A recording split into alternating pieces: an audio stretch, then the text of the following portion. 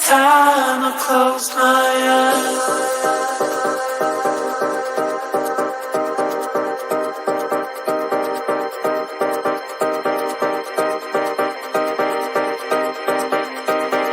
Every time I close my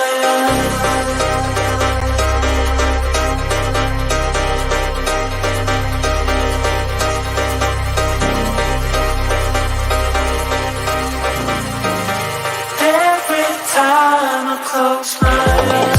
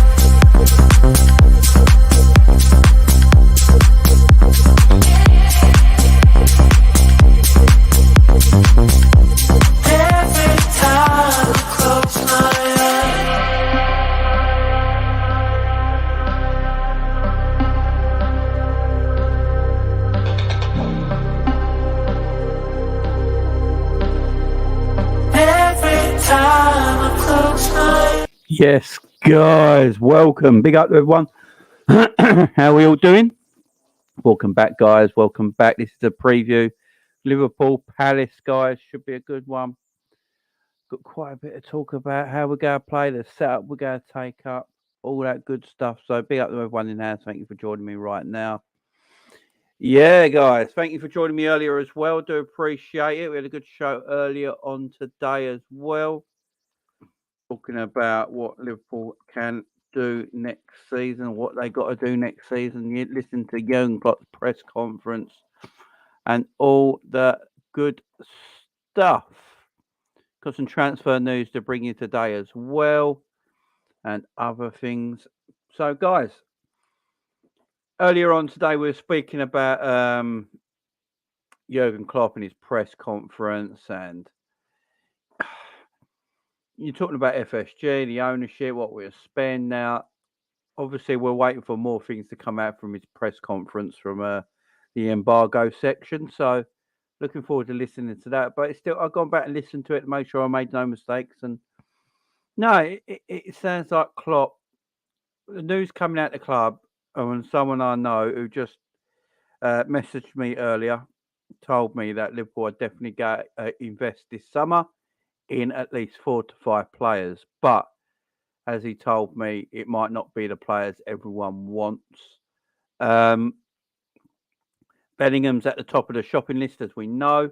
Will we get Bellingham? I don't know. Mason Mount is on that shopping list as well, as is others. Ryan Gravenberch is on that shopping list as well. Liverpool are keeping a very big close eye on Gravenberch. Liverpool think they can buy him from Bayern Munich. Bayern Munich are looking to get another midfielder in the summer. That will probably take Ryan Gravenberch's spot. So Ryan Gravenberch might be up for sale this summer for Bayern Munich, only being there for 1 year. Someone Liverpool are very, very invested in, and midfielder they're very interested in. So, yeah, we'll keep that one available. But yeah, that's what my contacts have been telling me today. Ryan Gravenberch is of massive, massive interest. Yeah, it's definitely like. So these are the things I've been told about. So PSG are reportedly have a plan to try and buy Mo Salah. So PSG are apparently planning to try and buy Mo Salah.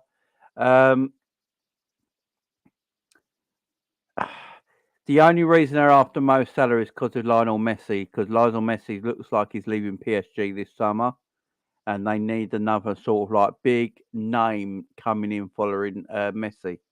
See, the thing with Mo Salah, his likeness sells a lot of shirts and a lot of merchandise, especially in like the Arab communities, the Arab part of that part of the world and all that.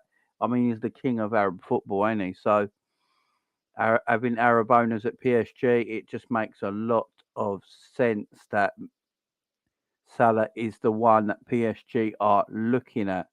You know, Salah's under contract till 2025. Liverpool go want around the £70 million mark for Mo Salah. That is what Liverpool have put on Mo Salah's head. They want around the £70 million mark for Mo Salah and nothing less than that. So it's an interesting one to keep a look out for this summer. Mo Salah might leave the club. I don't think he will, but yeah. Jurgen Klopp also spoke about the injury updates for this Crystal Palace game. He said Ibu is near, but had 2 sessions with us after a long injury. He told reporters, "We can see when the boys come on that they are not at their best moment. We'll have a situation now with Bobby and Diogo, but need the minutes and we'll get better." That's exactly the situation we have. We are not sure if the boys could play again after Real Madrid because of some knocks here and there. We are really not 100% clear. We have to make changes and want to. We have to make changes in a way, but it's not that you come back after a long injury and it's clicking again. We can see it with Virgil as well. Everybody expects Virgil to almost be a robot, pretty much. He played most of the games last year, played the World Cup, played every game pretty much for his country. Comes back, plays a couple of games and gets injured. Comes back and plays. Well, Jurgen, you know, these are Jurgen's quotes I'm talking about here, right? So these are Jurgen's quotes. But Jurgen, you are the manager. You do know you don't have to play Virgil, yeah? No, you don't have to play him. You know, they're not. These are Jurgen's quotes. Jurgen's the one saying this. I mean, it makes no sense. It makes zero. You know, he's talking about, you know, but you don't have to play Van Dijk every time. So that's a weird one. Bit of contradiction there. The situation is not perfect, but that's the way we have to go through. I don't say everything people say around us is wrong, not at all, but most of the things aren't right as well. So it looks like there might be a lot of changes against this Palace game on the Saturday night. Being a 7:45 kickoff, I do wonder. Sounds like there might be quite a few changes. So Konaté sounds by the sounds of it has had a couple of sessions in training, but Klopp don't think that's enough just yet. I'm wondering if Klopp just throws Konaté in because of the poor form of Gomez and Matip and Virgil. If he just goes, right, I'm going to have to throw Konaté in no matter what. It'd be an interesting one because, yeah, Matip's terrible at the moment. Gomez is just diabolically bad. It's an interesting one. It's an interesting how we go about this game. It really is, because you're hearing now what Klopp's saying about there's players that got knocks, you know, here and there, players that are exhausted, didn't play well, need to be dropped. So Klopp's quite aware of the players that need to be coming out of this team. Now, will he bring these players out? But then players coming back in, like your Bobby Firminos and the Diogo Jotas, the two he really highlighted the most, which tells me they're going to play against Palace.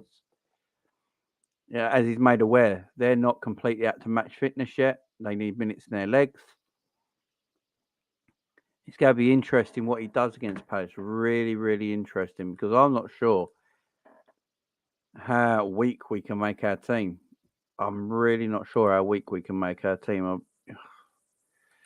Let's keep an eye out for us. Keep an eye out. Big up to everyone in the chat. Don't forget to hit that like button, guys. If you're here, hit the subscribe button, all that good stuff, guys. I would really, really appreciate it.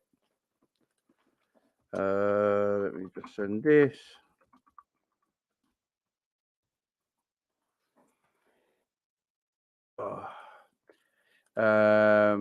Depends on outgoings, incomings, investment. If it happens, get fourth place. Let's get into the Champions League. It's big revenue or big players.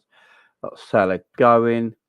Big up Nightly. I got a bit of luck today. I got offered a ticket for the United game. I hope they don't do Real Madrid when I go. You should be all right. If we sell, then who do we replace with? Who's good enough? Yeah, that's the thing. Obviously, if you sell Salah, what you got to do with him if he leaves? I'm not. I don't. It's a mad one at the moment. I'm not sure. I'm literally not sure what we do with Mo. Part of me is like, has he come to the end? Has Mo just like come to the end of his era as well? We're talking about players come to the end of eras. Has Mo just come to the end of his era? Is his time at Liverpool up now? He needs a new challenge. He needs to move on. Not sure. I'm not sure, to be fair. I'm not sure. Batman in yes. Sending Van der Berg shirts gets you. What else? I think Sanderberg is going to. Last I heard, I think I read somewhere that Sanderberg's going to Italy. So, yeah, I think that is officially, done with. But yeah, that's what I've heard. That he's going somewhere in Italy. Apparently, I'm not sure.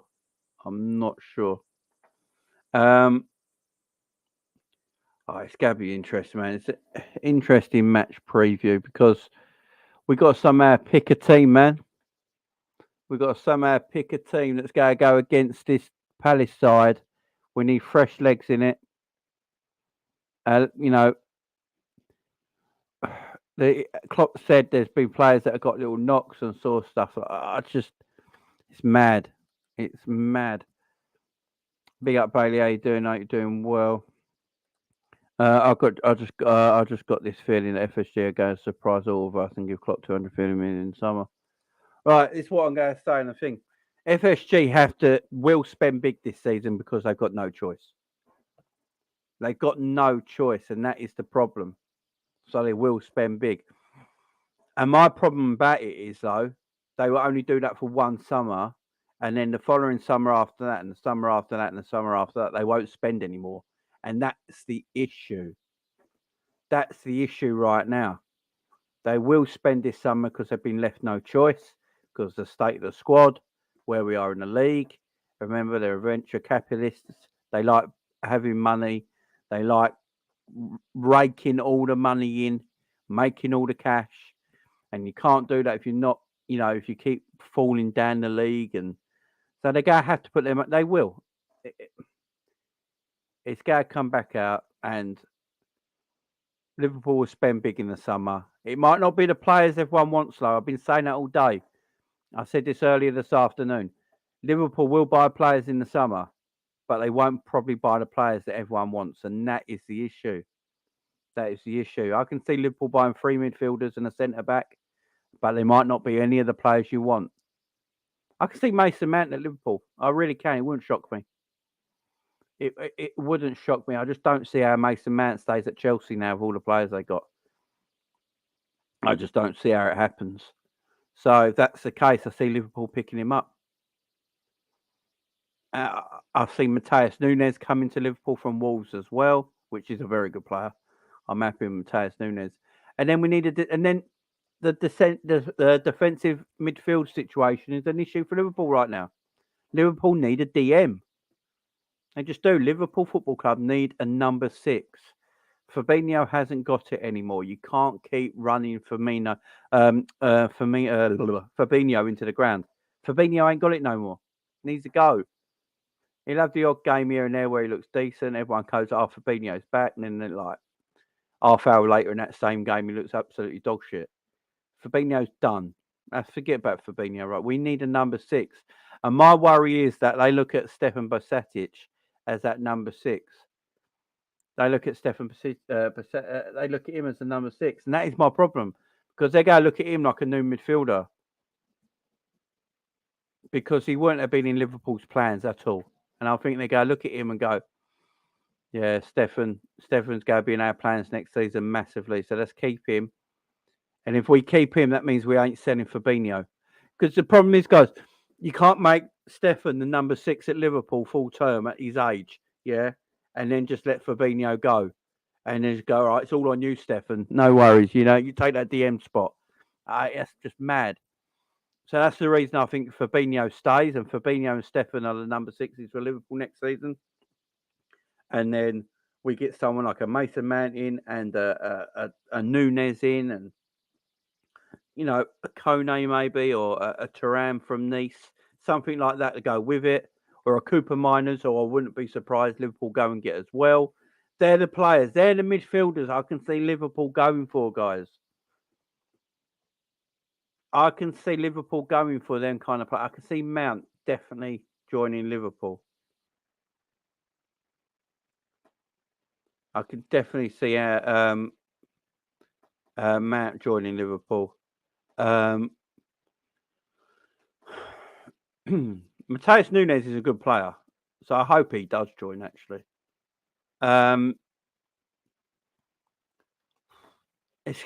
it's going to be a weird summer because we are going to spend money and buy players, right? So it's going to be a weird summer, but they're not going to be the players anyone wants, and that's going to be the thing about it. As I said before, us fans are stuck in a hard place. You got Klopp coming out in the press conference today saying that we never needed much reinforcements in the summer. Why did we? And then as the season goes on, it's like, yeah, you can see now we do. And then, when he talks about the owners, he sounds happy with the ownership. Like when he was talking about re-signing his new contract. Basically, he said, if I didn't really like him, I wouldn't have re-signed. So we are where we are. We are where we are, guys. As I said this afternoon, Jurgen Klopp, FSG, they all need to change their approach to how this game is run. FSG need to change their approach how we use the transfer market. They just do. They have to change their approach. Although I don't actually think we're that much of a sell to buy anymore. We have to change our approach. That approach has to be changed. Klopp has to change his approach on the players we go for. There's so many midfielders out there that Liverpool could have had. He has to change his approach on the way he backs players as well. James Milner, Jordan Henderson, Oxlade-Chamberlain, Naby Keita, Fabinho. They've all been backed for too long and they're letting him down now. These players are letting Klopp down, so Klopp should let them down. Don't stick by them when they're letting you down, man. Just let them go. These players continuously let you down time and time again. Just let these players go. Why put yourself through it? Why put yourself through it time and time again when these players are not helping you? Let them go, man. This whole thing needs to change, guys. A whole thing needs to change. And it needs to change now. The summer's actually too late because, that's when you need to do your business. We need to do we need to change all this right now. Do you know what I mean? Big up to Aaron. How you doing, mate? Thank you very much for the super chat. Much appreciated. Big up to you, Aaron. Hope you're doing well, mate. I'm writing off every season until FSG sells the club or Klopp goes. Do you know what it is? So I said this afternoon. If no one was about this afternoon, didn't hear my video this afternoon. So what it is with FSG. So this is what's going to happen, yeah? FSG are very good at taking a club, right? No matter what club it is or what sport, yeah?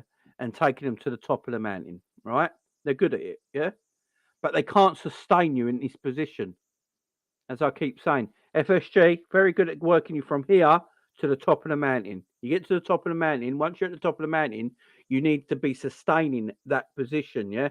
So that means when you get to the top, you need to go buying the 70, 80, 100 million pound players for your squad to keep you at the top of the mountain. But what happens is, because we've got a world-class manager, yeah, can keep you at the top of the mountain for longer than you should be.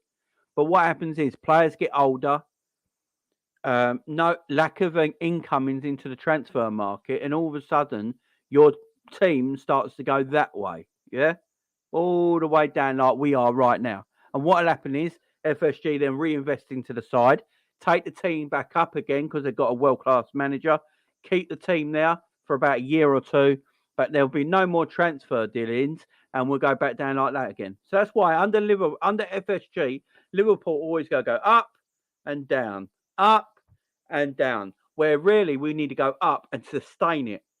Look, no one is saying we should win the league every year. That's not possible. But what we should be doing is challenging to improve ourselves every single year. Yeah? If we win a league one year and then the following year we might finish second against, I don't know, a really good City team or a really good Chelsea team or something like that, yeah?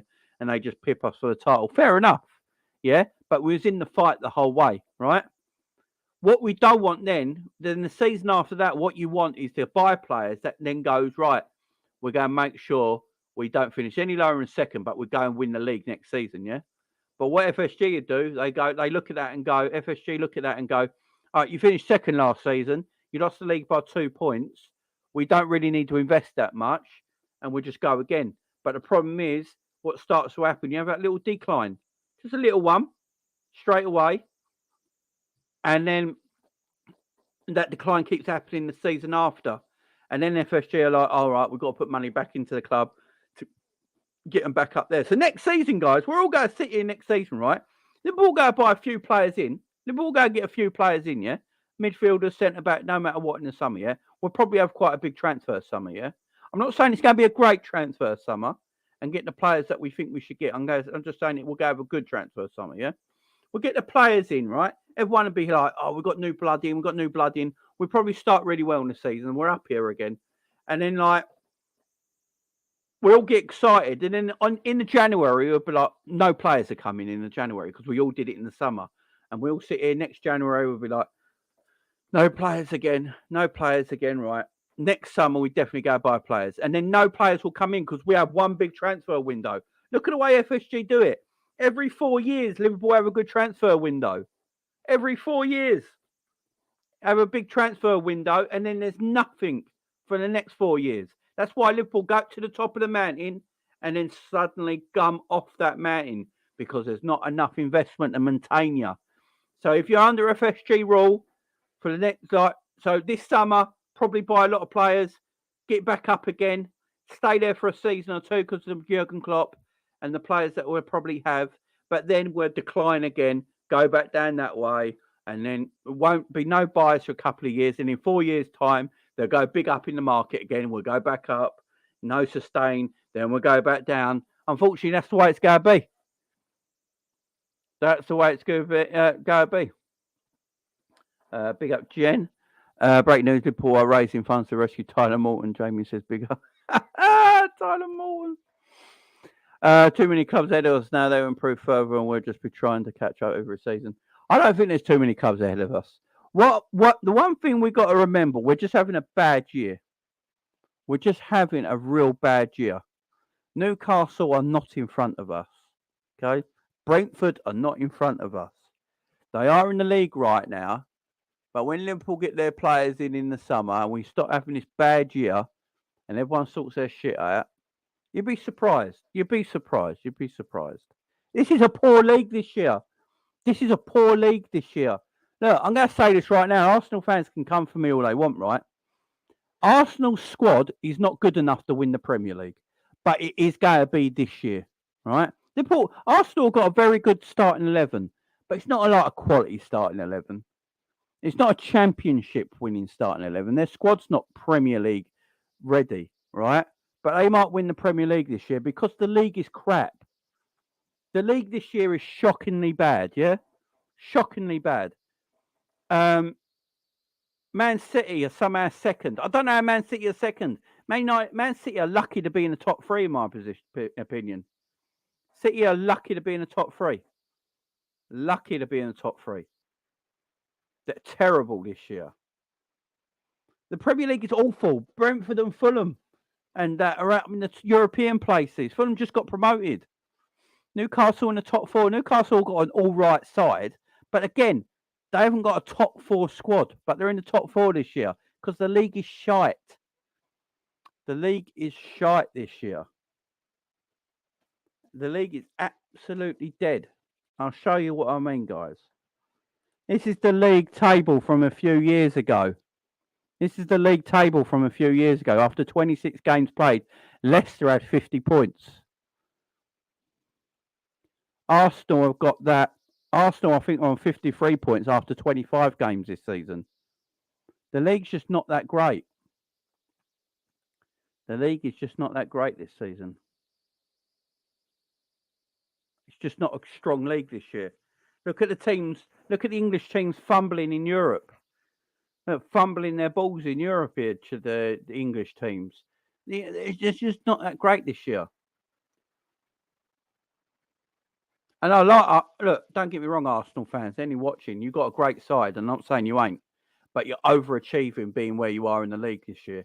There's no doubt about that. You're overachieving. Your squad's decent, but it's not Premier League winning squad. You're taking what Arsenal have done. What Arsenal have done really well is taking complete advantage of how crap Liverpool are, how crap Chelsea are, and how bad Man City are this year. And Arsenal have taken complete and utterly advantage of it. The league is terrible. The Premier League is not great this season. I don't think the quality of games have been that great either. Don't know about you guys, but some of the games I watch, I don't think the quality's been that great either. I don't think it's been like I'm watching the games and I'm like, is the quality of the games really that good? The quality of the games really that good this season? I think the best game I've seen this season might be Arsenal Man United. I don't think the quality in the football's been great in the whole league this year either. I think it's been quite substandard.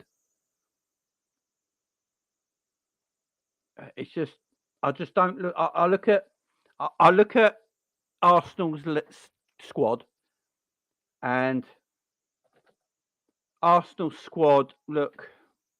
They're a good squad, but does anyone in this chat think Arsenal have got a Premier League winning squad? Like, let's be honest here. Even if Arsenal's fans are in the chat, have Arsenal got a Premier League winning squad? Really? I'd probably say no. They've got a good team though, and they're young, and they're going to get better and better. There's no doubt about it. But have Newcastle really got a top four squad? A squad that should finish in the top four of the Premier League? Not really. Not in any other season. But Newcastle have taken advantage of Liverpool and Chelsea being absolutely terrible this year. No, absolutely terrible. So they've taken advantage of it. They've taken advantage of Spurs being terrible. So Newcastle have taken advantage of it. You know, Fulham got newly promoted and are 7th in the Premier League.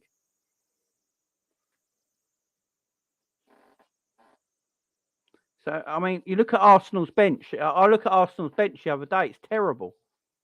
Absolutely terrible bench Arsenal have got. But they've got a great first 11. Well, a good first 11. And they've taken advantage of how poor the Premier League is this season. Really have.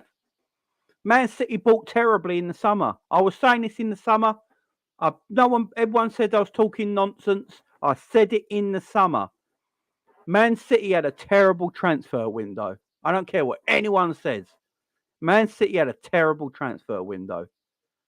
How you can let Gabriel Jesus and Sterling leave your football club is beyond me. They've got no pace in their team no more. Is anyone actually scared playing Man City anymore? And I'm being truthful here. I'm being truthful here. Look, we know Liverpool is shit. So there's no point talking about how shit we are. But is anyone actually afraid of playing Man City anymore? Like, really? Man City ain't great at the moment. They're not great at the moment. They've got no pace in their team whatsoever. Mahrez ain't got the legs. Jack Grealish is not quick. Haaland's quick, but they never pass in the ball, so he can never show off his real pace.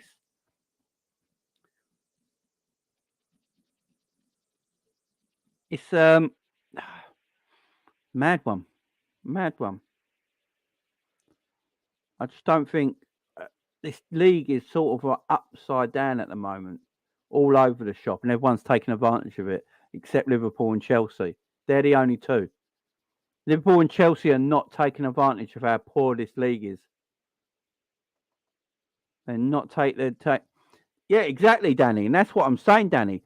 City are still a dangerous team, but that's not what I'm saying. Is Arsenal not as good as their league position is showing, if that makes sense.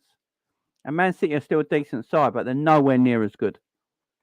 Man City are nowhere near as good in this league. Man City should be top of this league by now, about 6 or 7 points clear, in my opinion. You know, we got told when Haaland come to the Premier League, it's game over for everyone.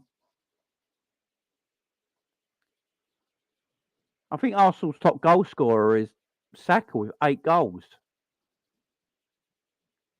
I mean, in the Premier League. I mean, and the top of the Premier League. Come on. The league is shocking. The league is shocking this year. It's absolutely terrible.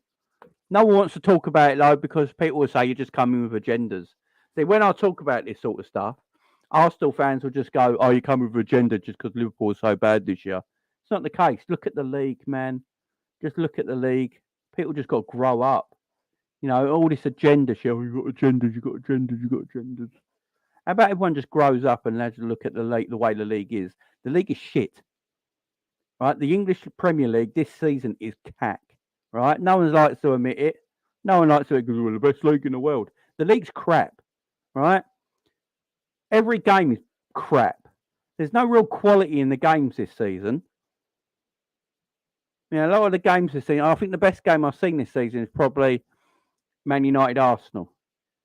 The games have been boring, lack of quality, lack of skill. Yeah, exactly, Danny. That's what I'm saying, man. Arsenal's team ain't a 90-point team. Exactly, Danny. That's what I'm saying. Arsenal take a massive advantage. And big up to Arsenal for this. Big up for Arsenal for this because I think Arsenal will win the league. So they have taken massive advantage of everyone around them this season that have been crap. Everyone's been like, City are terrible. I don't know how City are second. That's probably down to Pep Guardiola because he's a world-class manager. But, you know, Man United are breathing down their necks now. Man United are having a great season. And Man United really got the third best squad? I don't know. You know, I literally think Arsenal and United have come from nowhere. They've gone. Arsenal were eighth, and fifth, and now they're top of the league and look like they're going to win the Premier League. You can't tell me the league's not great. Come on, it's a shocking Premier League this year. Everyone's underperforming to their capabilities. No one can tell me Man City are performing to the top of their abilities because they're not. Liverpool definitely not. Chelsea are definitely not. There's a lot of problems. I personally think Man City are burnt out a bit like Liverpool are. I honestly think this Premier League that Man City are burnt out like Liverpool. But the difference is Man City have got more quality players and they can just sort of deal with it a bit better. And Man City don't get the injuries like Liverpool do. So Man City have been able to cope with it better than Liverpool. But literally, when I look at City and some of their players, and I look at Liverpool and their players, they all look burnt out. I mean, Liverpool and Man City have been fighting each other tooth and nail for 4 years straight. Not just in the Premier League either, and in Europe. You know, fighting each other 4 years straight. It takes some doing. And both teams look knackered right now.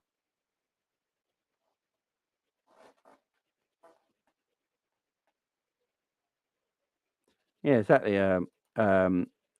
Edward, Arsenal haven't really come from nowhere. They bottled top four last time, big time.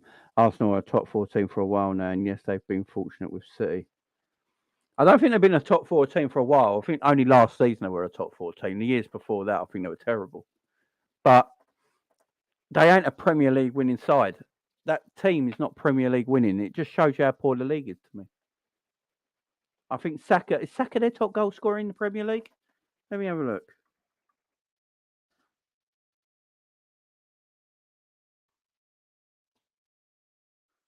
Let me have a look.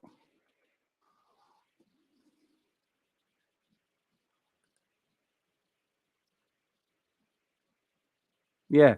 9 Premier League goals. Is Saka's their top goal scorer. So Arsenal's top goal scorer in the Premier League has 9 Premier League goals. Martinelli, I think he has like 4 or 5. Gabriel Jesus has about 5 or 6. Yeah, just no worry, Ends. Big up to you, mate. That's what I'm saying. Arsenal have done so well to take advantage of how poor the Premier League is this year. And big up Arsenal. This ain't slagging them off, by the way. Arsenal deserve to be where they are. But they have taken advantage of how poor the Premier League this year. Man City are terrible. The only reason Man City are second is because how good Pep Guardiola is. But Man City look knackered as well. Man City fans in the chat will probably agree. Man City look tired. They look a bit burnt out. Same with Liverpool, completely burnt out. But Man City have handled it better than Liverpool have. That's the difference. They've got a bit more quality in their squad, and plus they haven't got as many injuries as Liverpool have. So they've dealt with it far better, and that is why they're still going for the title. That is why they're still going for the title. And they could probably still win the title, but this Arsenal team are not going away. And congratulations to Arsenal, they've done well. But Newcastle have not got a top four squad. You know, they've done so well this season. Again, they've taken advantage of everyone else in this team. Fulham got promoted from the Premier League and are seventh in the. Fulham got promoted to the Premier League this season and are seventh. No, everyone is playing above themselves. Arsenal are playing so above their capabilities at the moment. They're winning the Premier League because of it. Newcastle are challenging top four because of it. Brentford, Fulham, and Brighton are challenging for Europe because they're playing above their abilities right now, and they've taken advantage of how poor Tottenham are, how poor Liverpool are, how poor Chelsea are, and they've taken advantage of it. And congratulations to them. I hope they all get European spots. I really do. It'll be a kick up the arse to all these big teams. It really will. It'll tell these big teams that you can't have a day off. You can't have a season off and think you just go play Champions League every year and challenging for the league every year. You can't have a season off. You know, these teams are not shit teams either. I'm not even disrespecting these teams. These are good sides. Newcastle are a good side. Arsenal are a good side. Brighton are a good side. Fulham are a decent side. Brentford are a decent side. But they shouldn't be where they are in the league because everyone else is underperforming. This is not a horrible thing to say. But it just shows that Liverpool's and your Chelsea's especially, them two teams, they need this kick up the arse. They need a kick up the arse massively. Otherwise, they know they don't sort their crap out. Every season's going to be like this. And I know everyone says, oh, Chelsea will be back next year challenging. Will they? I don't. I look at the players Chelsea have bought. I don't rate a lot of them. I literally don't rate a lot of them. They've bought some exciting players. I don't rate a lot of them. They go have a big squad. Because they have a big squad, does it mean they're going to be great? I don't rate a lot of them. Mudryk, not impressed what I've seen so far, but he might come good. He's only just arrived. I don't rate a lot of them. They even got a striker.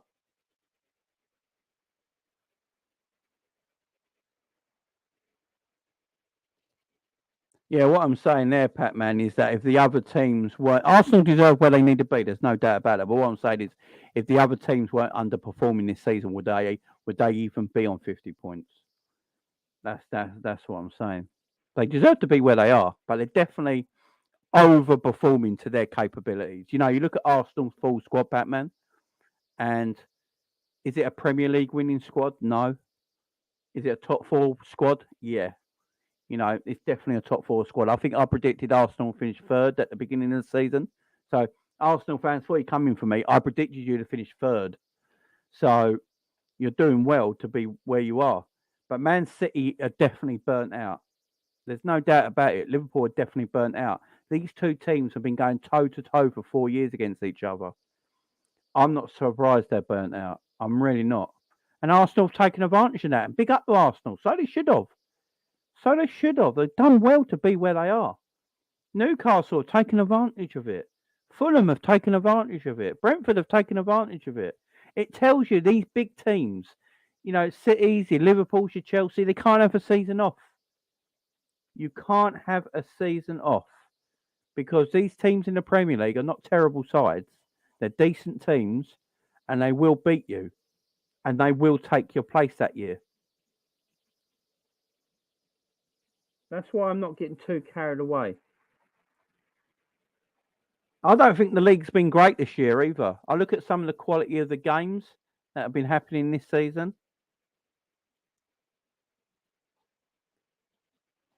they're all. I mean, MP says it there as well.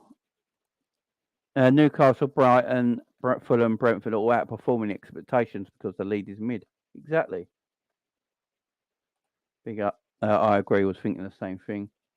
Well, we're consistent, but still 2 points off. But don't put us in the same breath as you and Chelsea. No, Pat-Man, you might have missed what I said earlier, my friend. There's no doubt City are. I said it earlier. City are not the same City as last season. They're nowhere near as good. You're not as scary to play anymore because you've got no pace in your team. And you shouldn't be second. You look, if this Man City team right now, for me, should be 7 points clear at the top of the Premier League. There's no doubt about it. And that's what I'm saying. City ain't the same side. You're burnt out. You've let go of your two quality. Look, I said it at the beginning of the summer. Everyone remembers me saying this in the summer.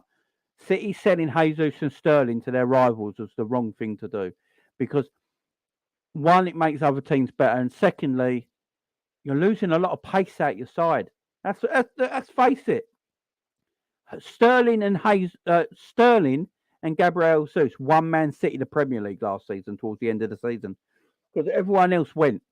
You know, De Bruyne was still there, but everyone else's heads had dropped a little bit. And Sterling and Gabriel Jesus, in them last 5 games of the season, helped City win the Premier League. And now you've lost that, and you haven't got quite enough on the bench to bring on this pace, pure pace.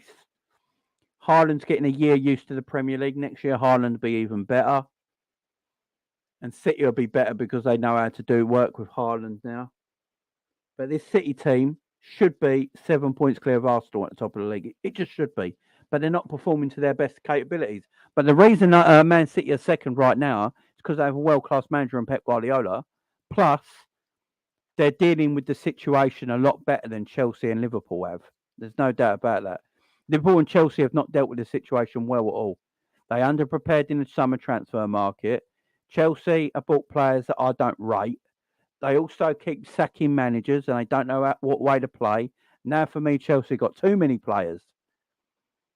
And Liverpool haven't performed this year.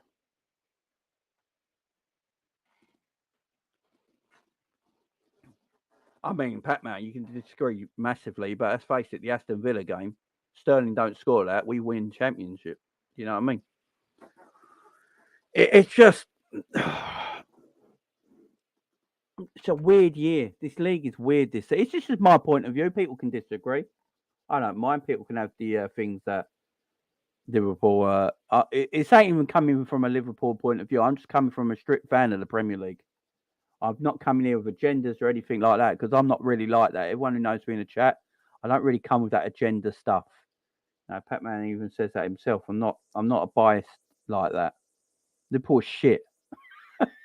Liverpool deserve to be where they are. At the end of the day, guys, you deserve to be where you are in the league. As I said, the league don't lie. It does sometimes. But as I say, the league don't lie and you deserve to be wherever you fell. If Arsenal fall and win the Premier League, that's where they deserve to be. If City fall second after spending that much money on Haaland and everyone in the summer, then they deserve to finish second. Newcastle finish out the top 4, so be it. As they, everyone deserves to be where they finish. There's no bias here. I'm just looking at this Premier League this year, and I don't think the Premier League is great. I don't think the Premier League is great. I don't think the Premier League is great this year. I really don't. I think the Premier League is awful. I don't think there's many quality games in the Premier League when I watch teams play. As I said, I think the best game this season's arguably been Man United versus Arsenal. I thought that was a quality game of football. Liverpool City games have been decent, but they always are. But the quality in this Premier League's lacking, man. It's terrible. The league ain't great this year. I don't know why people get offended by it either. People get offended by it because they think you're slagging off their teams. So if I say, the Premier League... So if I went on a neutral show, don't know. Say I went on the football terrace. There was Arsenal fans on there, Man United fans on there. And I went, the Premier League's terrible this year. They come straight at me. Oh, here we go. Liverpool fans saying the league's terrible because they're 10th in the league or whatever. And that's not the case. I'm just not stupid. I can see it with my own eyes. I can see it with my own eyes that this Arsenal team is a very good side, but it's not a Premier League winning team. They're taking advantage of how bad City are this year, how bad Liverpool are, how bad Chelsea are. Newcastle haven't got a top 4 squad, but they've been in the top 4 all season. You know, just take your bias out of it and just look at the Premier League as a whole. That's why I've said it. If Arsenal don't win the Premier League this season, they will not win it again. Arsenal need to win it this season because next season, City are not going to be as bad as they are this season. Liverpool are going to be better. Chelsea are going to be better. Man United are going to be better. Newcastle will probably spend money in the summer if they get Europe. So they're going to be even better. And Arsenal need to win it this season. Arsenal need to win the Premier League this season. They desperately do. They desperately do. This is their chance. They have to take advantage. Arsenal fans, if you're listening, Arsenal have to take advantage of this league this year. They just do. They just do. Because so many teams are underperforming. You know, they're underperforming. They need to do better. And that's just my point in the league this year. I think the Premier League's trash. I think when we watch it, we get a bit carried away because we're all English. And we're like, yeah, the Premier League's the greatest in the world. It's the most entertaining. It's not the greatest. It's the most entertaining league in the world. And entertainment is what sells tickets. Do you know what I mean? Entertainment is what sells tickets. You know, you want to see the most entertaining fight in UFC. You want to see the most entertaining boxing match. You know, you want to see the most entertaining football game. You want to watch the most entertaining league. Yeah. We don't remember the dull World Cups, do we? Who remembers a really poor World Cup? No one. Who remembers all the exciting World Cups? Everyone. Yeah, it's all about entertainment and what entertainment rules. And the Premier League is the most entertaining because, you know, top of the league can lose to the bottom of the league. You know, it's just entertaining. But the quality, the actual quality.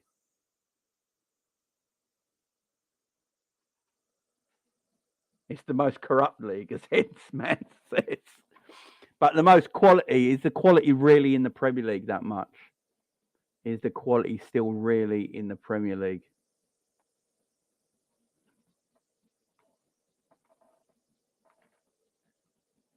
No, I'm not coming from Liverpool point of view, Pac-Man. Honestly, ain't, man. Honestly, I'm not. The league is terrible. It's shit this year. It just is.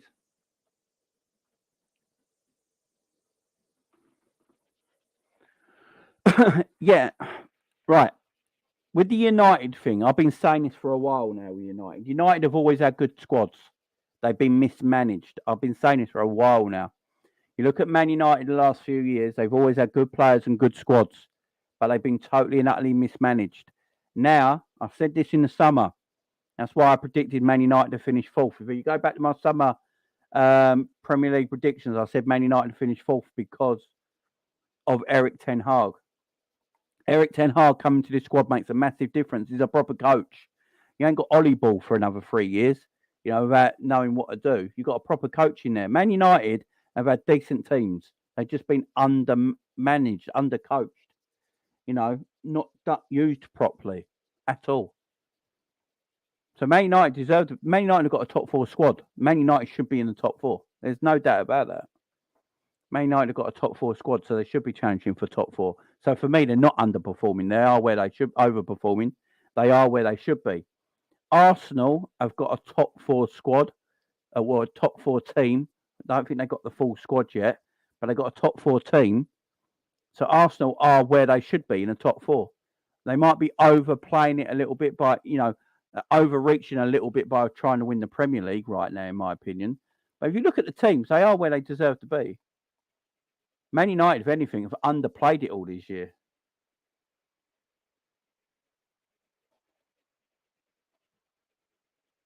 Exactly. Ends. Liverpool should not be 7 points off top 4 with how crap we've been. Ends is right. The league has been shit. The league has been shit. Liverpool have been shit, but all season and still 11 points off top four with 2 games in hand. We should be nowhere near top four. Exactly. If Liverpool finish fourth this year, if we manage to nick fourth, that tells you how bad this league is. The Premier League's just not.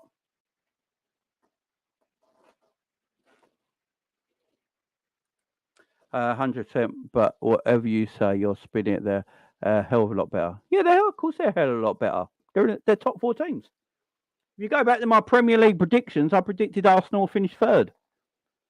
Guys, you've got to take the agenda out of it. I'm not coming with agenda. This is where people keep getting this wrong because I'm a Liverpool channel. I'm not talking about Liverpool. I'm not coming with agenda. Go back to my Premier League predictions. I predicted Arsenal to get third. I predicted Man United to get fourth. There's no agenda. They sort of are where I predicted there will be. But Arsenal winning the Premier League against this Man City side, for me, shows that City are not quite the team they were last year. So if they're a little bit weaker, and Arsenal have taken advantage of it. Liverpool are dog shit. But as Ensman says, we're 7 points off finishing top four. In 2 weeks' time, if Liverpool win their games, Liverpool could be 1 point off fourth. That shouldn't be the case. How bad we've been. Shouldn't be the case.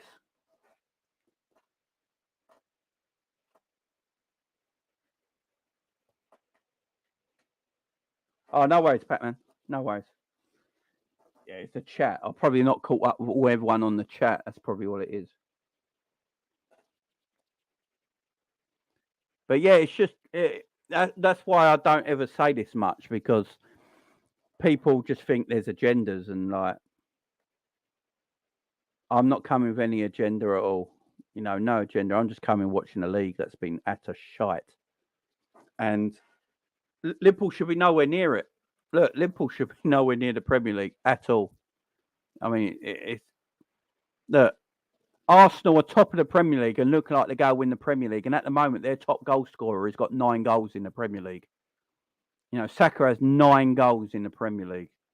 No one in that Arsenal team has got double digits in the Premier League this season for goals, but yet they're top of the league. Come on, the league's shit.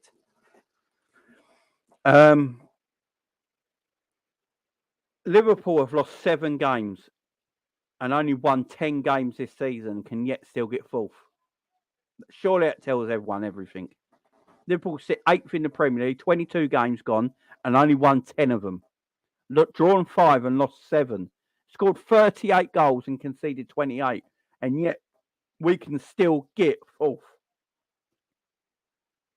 Mad. Do you know what else is mad about that? Everyone says how shit Liverpool's defence is, yeah? Everyone says how shit Liverpool's defence is, right? Guess how many goals Man United have conceded? So Liverpool have conceded 38 Premier League goals this season, yeah? Guess how many goals Man United have conceded? Exactly the same. 28. So I saw something the other day that Man United fans were saying Varane and Mahrez, or what's his name? Martinez and Varane are the best centre-back partnership in the Premier League, yeah?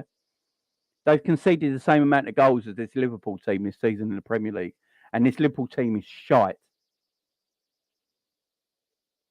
And this Liverpool team is utter shite. Man City have only conceded 4 less than Liverpool. Man City have conceded 24. They've only conceded 4 less than Liverpool. Tottenham have conceded 35 goals in the Premier League and sit 4th. Come on. That's what we're talking about here. Look how shit this league is. Tottenham sit 4th right now and they've conceded 35 goals. No one can sit here and tell me this league is great. It's not. It's utter shite. Exactly, MP. We only conceded 25-26 all last season. We're going to concede over 30 goals this season and can still get 4th. That tells you how bad this league is. It's bad. This league is terrible. Saka from open play, I think he's got like 4 or 5 goals from open play in the Premier League this season, and they're going for the title. Come on, guys. This league is shocking. This league is shocking. It's been so poor, guys. Come on, we haven't spent more time talking about VAR than football this season. Yeah, exactly. Games are shocking. League is shocking. Man City should be 7 points clear of this Premier League by now. Their squad is far superior to Arsenal's, but they're underperforming. They're underperforming this year because part of it is because they're burnt out. I do think their team is burnt out a little bit, and nothing wrong with that. They're just dealing with it a lot better than Liverpool and Chelsea are. That's why they're second in the league. But this Man City team should be clear of Arsenal. You saw the difference when they played each other the other week. Man City are a far better team. How they're not 7 points clear in this league, I have no idea. And City have only conceded 4 less than Liverpool. Man, Tottenham have conceded 35 and 4th. And we've lost 7 games. Come on.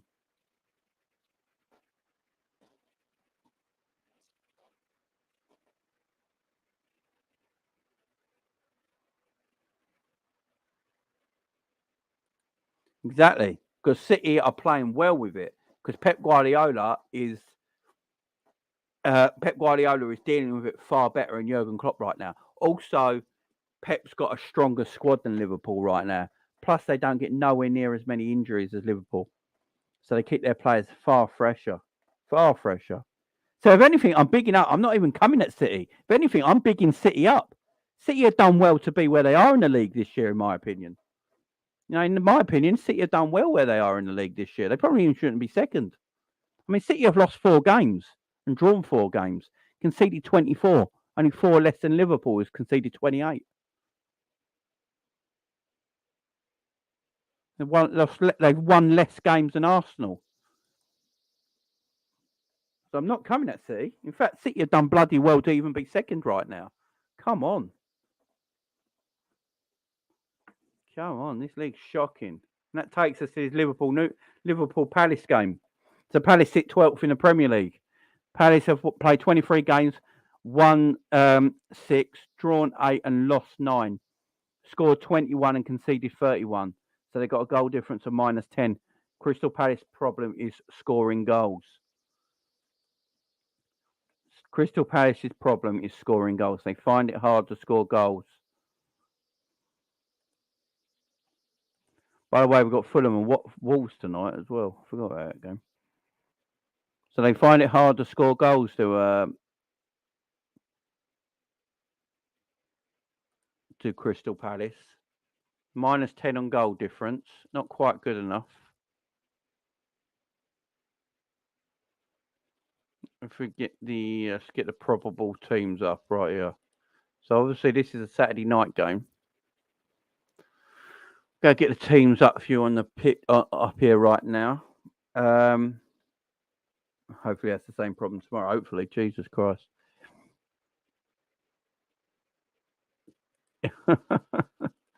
Yeah, big up John Conway. Gomez will score own goals to them tomorrow. Gomez, hopefully, he's not playing tomorrow. But there you go. That's another story entirely. Let's get this up on the screen. So this is the probable teams, yeah, that both will play tomorrow.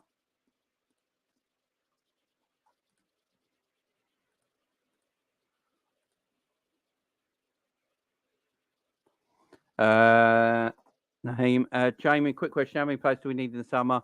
I think Liverpool will go by 3 midfielders and a centre-back. That's what I think is going to happen. Probably need more than that, though. So there's Palace's side right there. So Coutinho in goal, Mitchell, Gueye, Andersen and Nathaniel Klein. That is the team they're looking at going at with right there. Elise and Eze obviously are the star players of this Crystal Palace team. Jonathan Ayew up front. This is the probable team anyway, the possible side that Palace and Liverpool could draw. Now, with the Liverpool team, they got Matip and Van Dijk at the back there. Now, Gomez has to come out of this team anyway. I mean, he was shambolic like the other day against Real Madrid. It's one of the worst defensive displays I've seen in quite some time. And he needs to come out of the team for his own sanity anyway. For his own sanity, you can't keep Joe there. You need to take him out of the team, take him out of the firing line. So Joe drops out of the team. My problem is Joel Matip's just a shit. This is my problem. Joel Matip is just as crap at the moment. Mitchell has a knock, so there's no way. So there's a chance Schlupp plays left back. At least they left wing. A right wing. Matata, yeah, or Edmund up front. Could be. Could be. Yeah, Zaha's not playing, so that's one thing we don't have to worry about. But Elise and Eze are very good. They're the superstars in that team we have to be worried about. But my problem is the defence at the moment. Virgil's not up to speed. He's been rushed back because how crap we are at the back. So he's struggling. Matip's struggling. Gomez, you just got to keep him out of the team right now. So, and Konate's only had a few games in training. So Konate's only played a few games in training. I just don't know what we go with. I don't know. I don't know if he's going to rush Konate back, you know. I don't know. If Konate's ready to go, they're probably training today.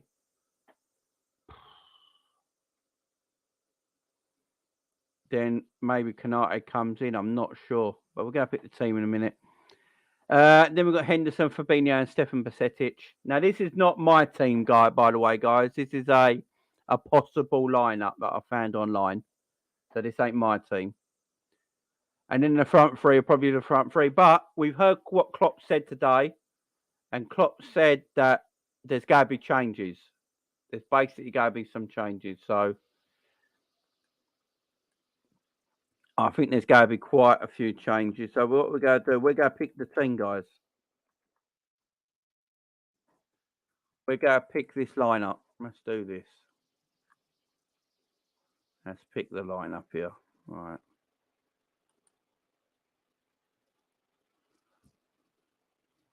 So let's take that off the picture. Let's put this one up there. There we go. Right. So let's pick this team, guys. So we're going to go from the front to the back. Who is everyone's front three? Give me your front three in the chat right now, guys. Who's your front three? Give me your front three in this chat right now. Who are we going for in the front three? We've heard from Klopp today saying there's been some knocks, some niggles in the game against Madrid. Plus players are out of form, tired, etc. So he said we're going to make changes. Does the front three sound the same? Because Klopp was talking about in his press conference this afternoon. He was really talking about Jota and Bobby quite a lot. About that they need minutes. Like Jota and Bobby need minutes. Now, I don't know if he's telling the world that Jota and Bobby play this game. What is everyone's front three? What's everyone's front three? MP's going the same as before. Edward's going Darwin, Bobby, and Mo. Oh, Pac-Man Redbird having it out. Jota, Firmino, Elliott. Darwin, Jota, and Salah. Salah, Darwin, and Jota. Darwin, Salah, and Gakpo, same as before. Be up honesty. Gakpo, Darwin, and Elliott. Nunez, Bobby, and Salah. God, I don't want to see Bobby starting. I think he might, you know. I think he might, you know. I think he might start to rest some players, you know. I think he might rest some players. So I'm going Salah because Salah's the only right wing we got. I'm going Darwin because for me, Darwin can't be dropped right now. Darwin's our best forward right now. Without a shadow of a doubt, Darwin Nunez is our best forward right now. And he's looking like the player that we wanted. You know, he's starting to perform recently. I'd have Darwin in this team all day long. Plus, Darwin owes us a little bit. Obviously, last time we played Palace, Darwin got sent off against Andersen, who will probably be playing for Palace tomorrow. You know, he will probably be playing for Crystal Palace tomorrow. So we want Darwin to have a good game now. So Darwin at left wing for me, Salah at the right wing. Who do we play in the middle? I think Gakpo might be rested, you know. I think Gakpo might be rested.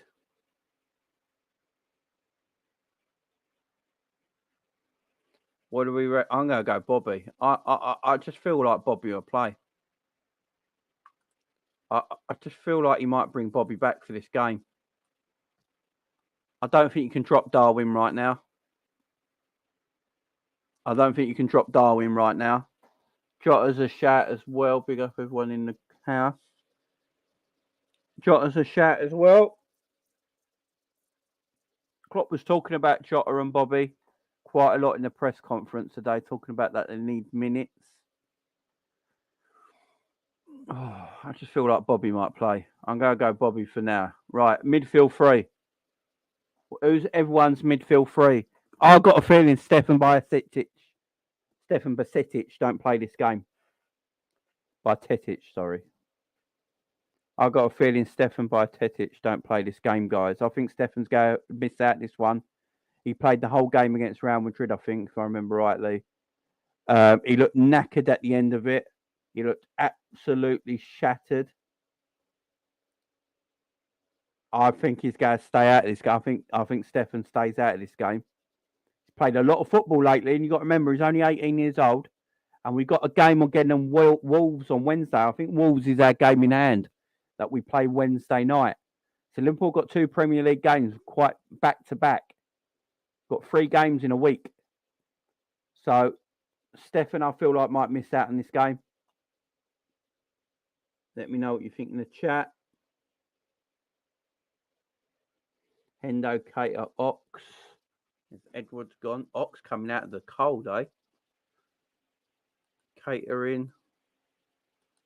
Yeah, Stefan will be rested. Milner, Cater, Hendo. We better not see Middleton. No, I don't think we will. I was going to start him, but I do agree with you. He was very tired. Yeah, the man's shattered, man. And we got 3 games in 1 week, don't forget. We've got this Saturday, midweek, and the weekend after. We've got a lot of football.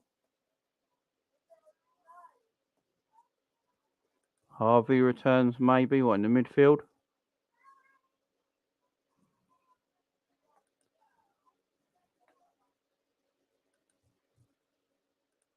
I just think we need some dynamism and shooting from outside the box, so maybe Ox can bring it. Albert's like, let's play the kids. Let the kid play. Albert, don't you think he looks shattered, mate? I think Stefan looks shattered, to be fair. Again, he played the whole game against Real Madrid and got absolutely annihilated. And don't forget, he's played a lot of football lately. And we got a game on Wednesday and a game next weekend. So there's 3 games in a week. I just don't know if you can keep pushing Stefan out there every single game. You've got to look after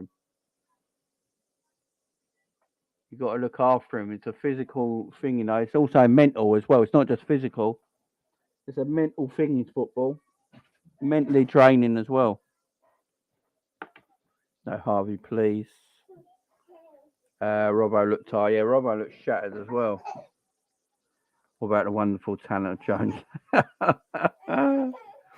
Right, what I'm going for. This is hard. I don't know who to go for. I think Fabinho plays. I hate doing this. I hate doing this. Oh dear. I hate doing this. I think that'd be the midfield.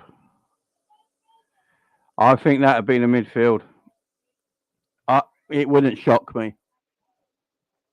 It wouldn't shock me if that's the midfield, you know. I don't think he's going to put Hendo out there. Hendo's played quite a few games in a row now. Now, Klopp was very adamant in his press conference. I'd usually put our strongest team out, but Klopp was quite adamant in his press conference that there were going to be changes. Some changes.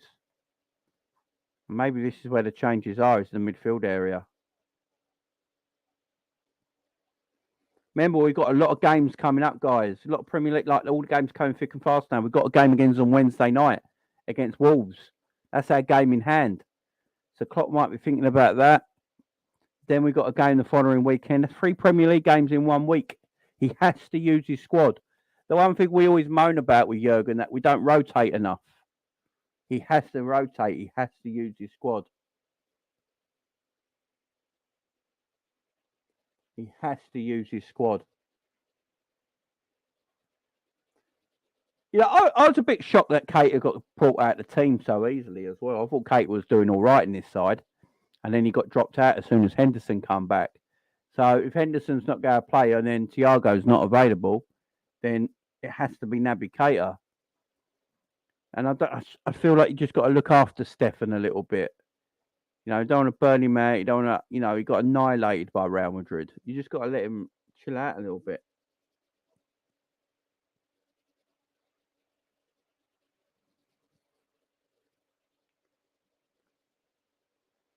Yeah, Palace are not in great form at all at the moment.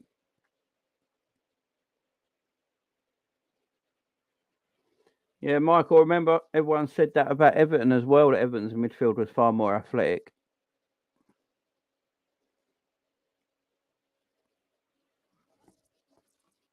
I don't like, oh, fuck's sake. I'm not having Milner in this team. And the Henderson, Arthur, can you imagine he picks Arthur from nowhere? Can you imagine? Right, if he wants to rest Stefan, right, he wants to rest Stefan, yeah? And he wants to rest Hendo. So say Hendo and Stefan, Klopp wants to rest, yeah?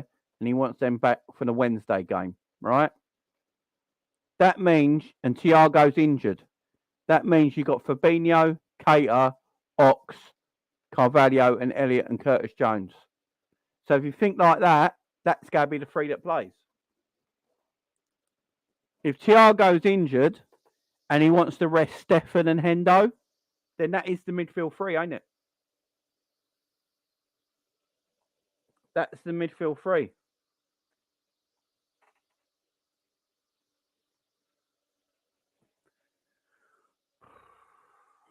Mad.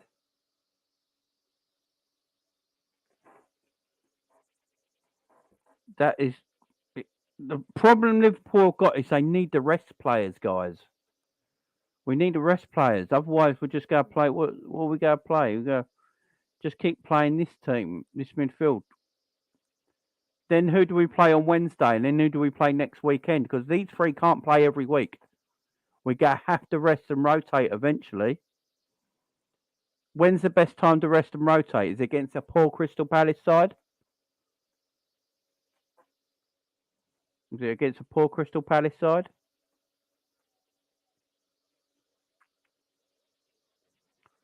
Let's go with the defence a minute. Right, left back. I think Simicast plays.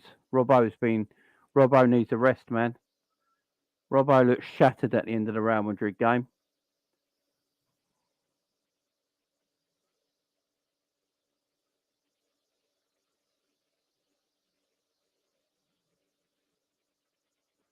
Simicast,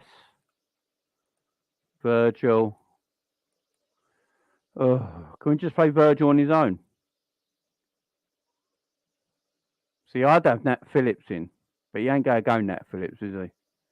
He's not going to pick him. So let's go Matip back in the team. Trent. And then Ali in goal. So if we do it that way, guys, then there is changes. But there's only really three changes. You've got Matip, Simicast, and Bobby. What do we reckon? What do we reckon, guys? What do we reckon? Because I just don't think he's going to play Nat Phillips. I'd play Nat. I really would, but I just don't think he's going to play him. What do you reckon? They're the three changes he makes: Simicast for Robbo, Bobby for Gakpo, and Matip for Gomez. I agree, Edward. I agree. The midfield needs to change. I agree. I don't think Henderson can play. Let's put Keita there. Let's change Keita for Hendo. I don't think. Right, who we going to play for Stefan then? Don't say Milner. Right, If Stefan and Henderson are going to be rested, our choices are Milner, Ox, Harvey Elliott in reality, and James. So Milner, Ox, and Elliott. They're our choices because he's not going to play the others. He's not going to play Curtis Jones. Is he going to play Oxlade-Chamberlain? Oxlade-Chamberlain's out in the cold at the moment. He got told to go and watch an under-23 game. Is he really going to bring Ox out the cold and put him in this game? That's my problem here. I just don't think he is. If anything, he's going to do that. If anything, he's going to do that. That'll be in the midfield. Elliott hasn't started a game in a while. We've got to remember that. And neither's Naby. Been used as subs. Just don't know. I just don't know. Honestly, if Carvalho gets playing time, he needs to come out of the Undertaker's theme song and needs to appear on the pitch out of nowhere. Can you imagine doing that? That'd be quality. It'll be Milner then. Yeah.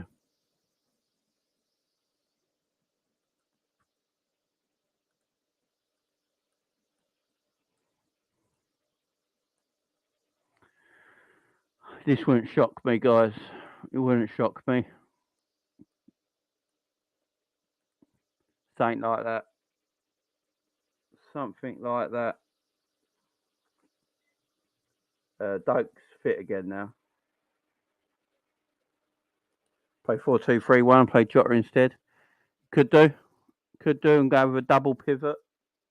You could. Is he going to do that? I'm not sure. Not away from home, I don't think. Oh, it's an awkward one. That'll be my team anyway. The Palace are not in good form. They're in awful form at the moment. They don't score goals. Darwin Nunez has to play. He's our best striker right now. Salah probably has to play because there's no one else to play there. And I just feel like Bobby will come back into this team. Got 3 games in 7 days.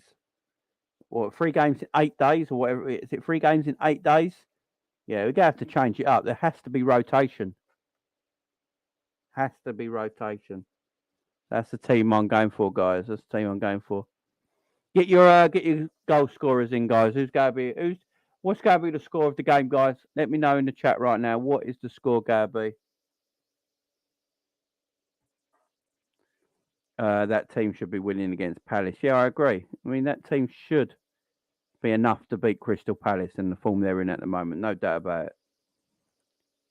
2-1 the Palace, says Edward. Firmino in the midfield, Jota up top, you know. Give us your score predictions, guys. Palace don't score goals. They're in poor form. They've not won in 5. Give me your scores, guys. 2-1 to you lot, unfortunately. 3-1 Liverpool, but Darwin brace. Yeah, Darwin needs some respect in his name. He's carrying us. He is right now. Darwin is a good player, man. Dad's going 3-0. Salah, Darwin, Nunez and Jota. 2-1 Liverpool, Nunez and Jota. We give Palace the boost they need. Yeah, you know it, don't you? A Darwin hat-trick, you know. Look, hopefully Liverpool get the 3 points. We need them badly. Because if we win this game tomorrow night and then we beat Wolves in our game in hand, we are literally a point off 4th. It's mad. Absolute nuts. If we win these 2 games we got coming up in the next few days, we'll be a point, I think, off 4th place. It's massive. Absolutely massive. So this game against Palace is huge. Klopp has got to get it right. If he thinks team players need to come out and get fitter players in now, healthier players in now, more energy, go for it. Just do whatever you can. Rotation is the key. 3 games in 8 days. Liverpool got to play sensibly because Liverpool could be in the top 4 by the end of next week. Literally could. By the end of next weekend, Liverpool could be in the top 4. So Liverpool, Klopp's got a lot of work here. He's got to think about it seriously. Squad rotation is the key. You know, we always moan that he don't rotate the squad enough. He has to now. No excuses. We're only in the Premier League now. We ain't beating Real Madrid, are we? So We're only in the Premier League now. We've got one game a week. Let's just fucking concentrate on it. Rotate, and start picking up points. I know it's a long time ago, but can't we use Bobby in midfield because he was a midfielder at Hoffenheim? I'm not sure. I think he can I think eventually he will go backwards. Yeah. I think he needs to change the shape. Yeah, he does. And play as a 10 now. Yeah, I agree. I'd rather that as well. I'd rather that, like Bobby playing there, maybe. I'd play a 4-2-3-1 sort of thing. And then I'll swap Elliot out for... Oh, for fuck's sake.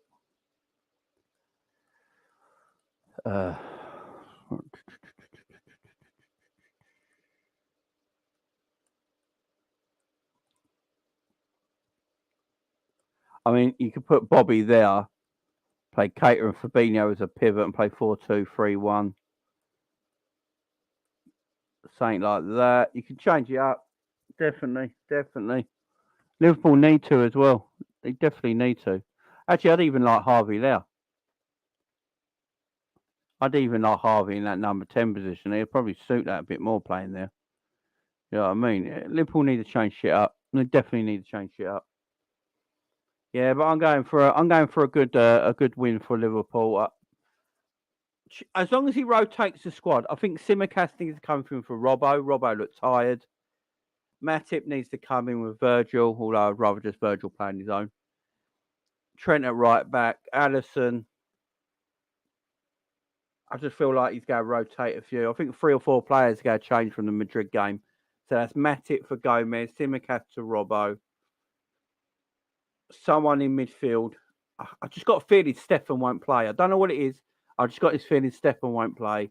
And then I think Bobby will come in for Gakpo. But yeah, I'm going for a 2-0. I think Liverpool could keep a clean sheet as well. Get 3 points. This game's huge. I can't underestimate how big this game is for us this weekend. It's absolutely massive. I mean, let me have a look at the rest of the league.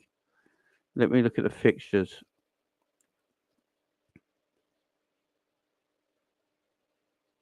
What's coming up this weekend? So, the teams above us. See, they don't play till Sunday. Yeah. So Sunday you got Spurs versus Chelsea. So that's a big game. Chelsea could take points off Spurs there. Chelsea very capable of taking points off Spurs. And I believe Newcastle got Man United, ain't they? But they don't play. I don't think Newcastle play again for a week or so yet. Yeah, it's all the games in hand. So Saturday's games are Everton versus Villa, Leeds versus Southampton, Leicester against Arsenal, West Ham Forest, Bournemouth City, and Crystal Palace Liverpool. Then on Sunday, you got Spurs versus Chelsea. It's no 12:30 game tomorrow. You got Spurs versus Chelsea on Sunday. Then on Wednesday, you got Arsenal versus Everton and Liverpool versus Wolves. And then on the following Saturday, you've got Liverpool Man United next Sunday, a week on Sunday. So this is huge. Liverpool have to pick up these points. Yeah, it's the cup final. That's why the cup final the weekend, ain't it?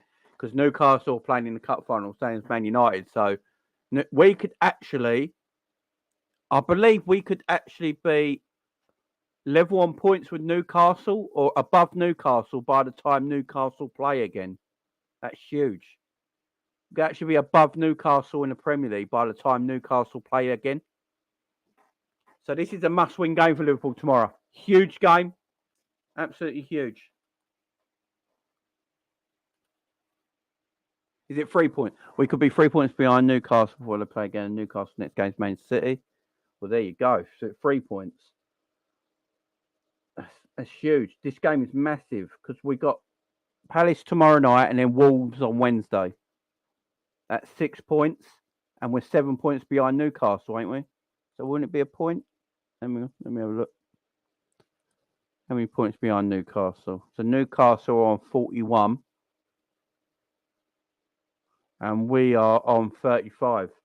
Yeah. So before Newcastle play Man United, Man City, we actually be 1 point behind them.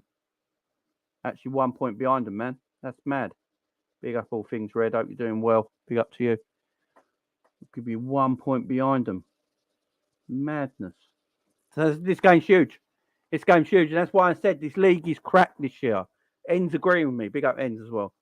This league is terrible. Liverpool have lost 7 Premier League games and could yet still be fourth at the end of the season. Massive, massive game for Liverpool Football Club. Big up, guys. Sabiri 4-1 solid win. Big up Sabiri. Right, guys, that's me done. I'll catch you tomorrow for the watch along for the for Liverpool Crap Palace, guys. I'll catch you all tomorrow night. Make sure you join me for the big watch along game between Crystal Palace and Liverpool. Enjoy your weekends, guys. Enjoy your weekends. Oh, Eugene says, bro, would be equal with Newcastle. Oh, wicked. That's even better. That's even better. So we need the win badly. We need a win badly then. This game's huge. Huge game for us. Imagine if we somehow make top 4. If this team gets top 4, I don't care. I'm going to gloat because we shouldn't have got top 4. Ends knows what I'm talking about. We shouldn't have got top 4. I don't care. I will gloat. And people will go, what are you gloating for? You got 4th. Big wow. I'll be like, no, you lot, we were dead. We were dead. We were like Undertaker. We rose up. Like Undertaker settings. Undertaker settings, guys. Undertaker settings. Yeah, guys. I'll be live tomorrow, 7:45 kickoff, I believe. So I'll probably be live around 7:15, something like that, half hour before kickoff. So make sure you join me, guys. Make sure. Undertaker settings, guys. We get 4th. I'm going there, guys. I'm going to brag about it. You team should have killed us when you had the chance. That's what I'm going to say. You should have killed us when you had the chance. You fucked up. See you tomorrow, guys. Bye-bye.